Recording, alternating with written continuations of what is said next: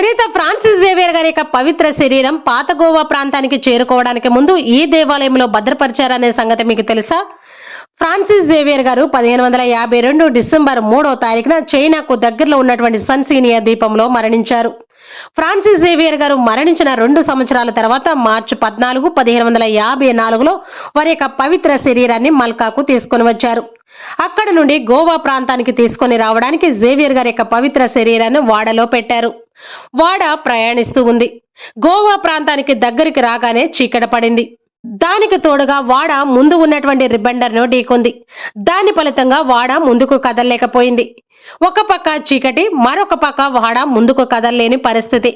ఏం చేయాలో అర్థం కాక రిబండర్ వద్ద ఉన్నటువంటి చిన్న ప్రార్థనా మందిరంలోకి ఫ్రాన్సిస్ జేవియర్ గారి యొక్క పవిత్ర శరీరాన్ని షిఫ్ట్ చేశారు. మరుసటి రోజు ఉదయం జేవియర్ గారి యొక్క పవిత్ర శరీరాన్ని సెయింట్ పాల్స్ కాలేజ్ వద్దకు పెద్ద ఊరేగింపుగా తీసుకొని వచ్చారు. గోవాలో సెయింట్ ఫ్రాన్సిస్ జేవియర్ గారి యొక్క పవిత్ర శరీరం వారి యొక్క వారసత్వానికి నాంది పలికింది.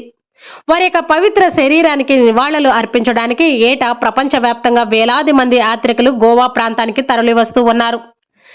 1554 నుండి ఇప్పటి వరకు కూడా ఫ్రాన్సిస్ జేవియర్ గారి యొక్క పవిత్ర శరీరం చెక్కు చెదరకుండా ఉంది.